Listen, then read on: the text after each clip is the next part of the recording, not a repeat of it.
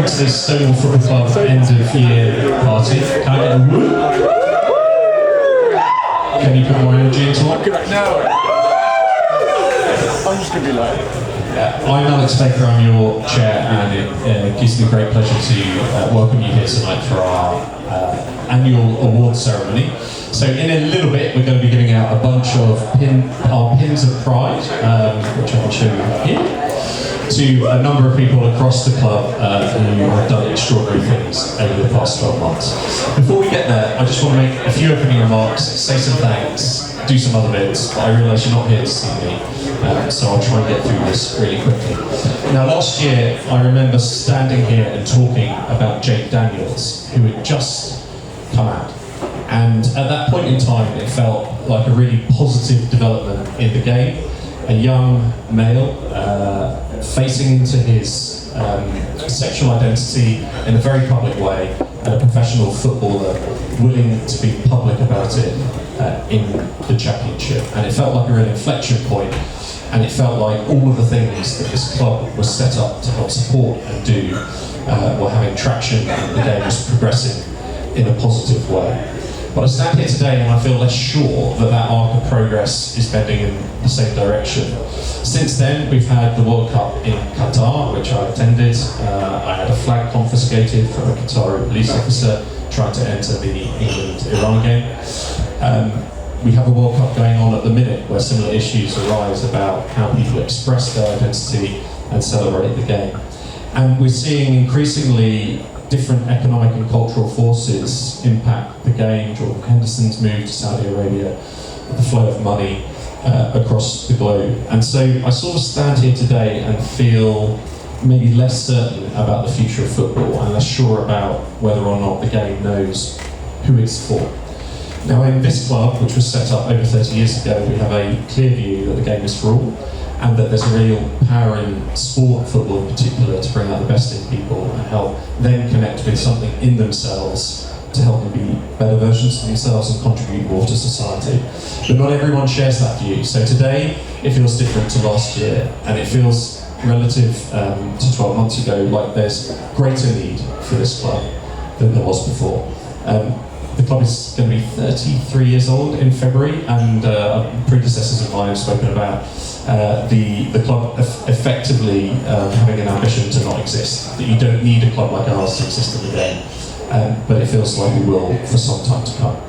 And the importance of the club operates at a macro level to demonstrate to the world how an inclusive club can be constructed and also represents a different way to do the game, but also on a micro level, and how it impacts the individuals who participate in the club and how they discover something about themselves by being part of us. So you're all here tonight because you're part of something amazing, which is Stonewall Football Club. So I want to start by celebrating you all and to thank you for being part of this wonderful club. So thank you.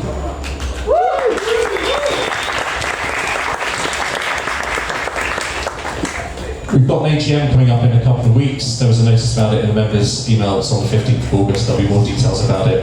It'd be remiss of me not to thank my committee this year. That's Tony, Ziad, George, Alexis, Mike, Jay, Jack, Joe, James, Betty, B2, Julia, Sean, Adam, Raf, Eric, Alex, Harris, Soph, and Amy for all the hard work put in over the last 12 months. Thanks to our managers, Amy, Soph, Ashley, Eric, Hugo, Stephen, Chris, Alex, Harris, and the assistant coaches, Joe and John.